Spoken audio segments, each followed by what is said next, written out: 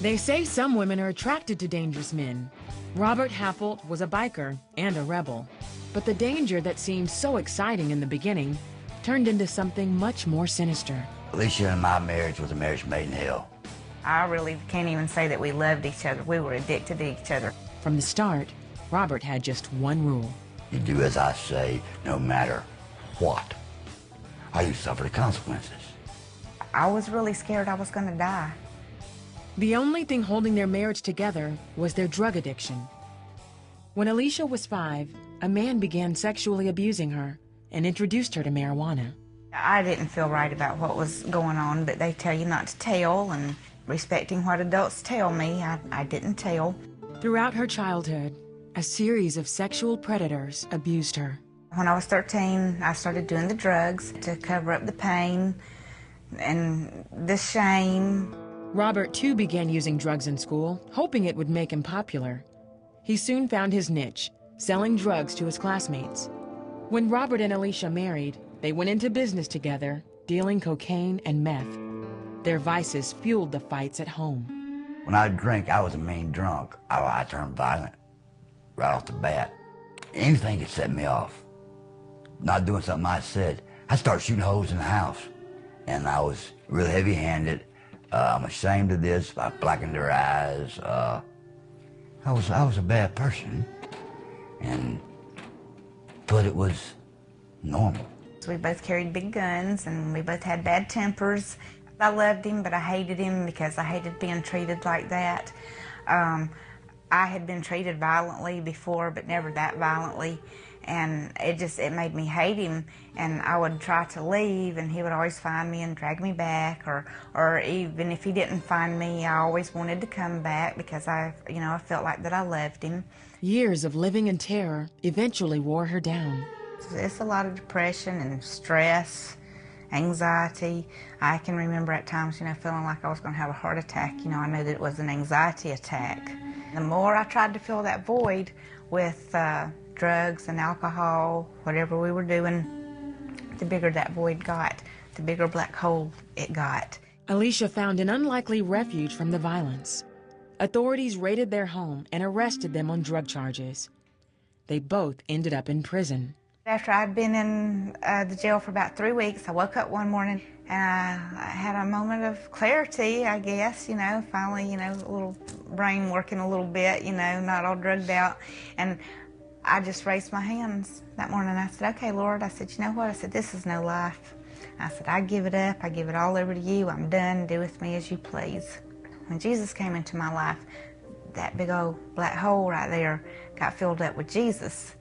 And it's overflowing now. Robert wanted nothing to do with God, but one prison minister wouldn't give up on him. And every Thursday, this fellow would come back to talk about Jesus. I didn't want to hear it. And he came to me one time and told me that he had a message from God for me. And I'm like, this dude's hearing voices, and he's nuttier than I am. He says, Robert, I have a message from God for you. God is tired of knocking on the door of your heart. If you don't answer him, you're gone, you're lost, you're going to hell.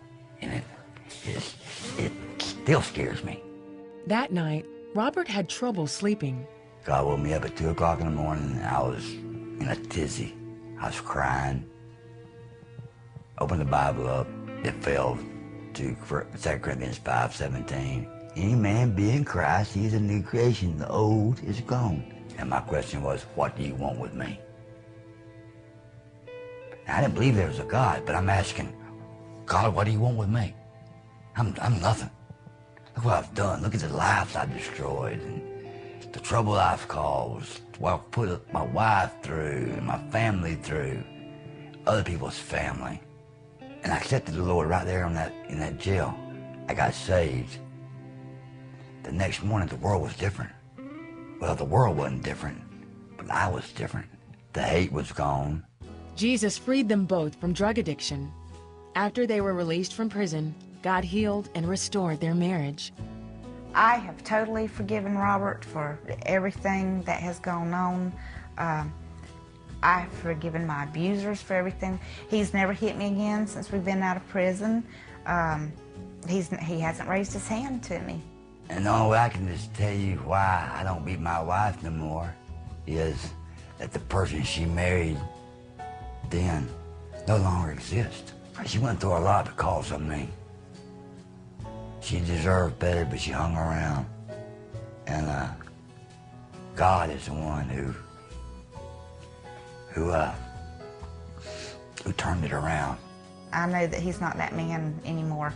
He really has set me up on a pedestal. He really does treat me like a little queen. She's the most precious thing in my life. I don't know what life would be without her. Today, Alicia and Robert are members of Heaven's Saints. They ride across the country to share the healing and deliverance they found in Jesus. God's cool. I get to ride my motorcycle. I get to go out and minister to hurting people. If you got Jesus and you're really dependent on him and you're learning the word and learning how to apply it to your life, you can overcome any kind of temptation. Through Jesus Christ, anything can be changed. But now I use all that bad stuff to minister to the world.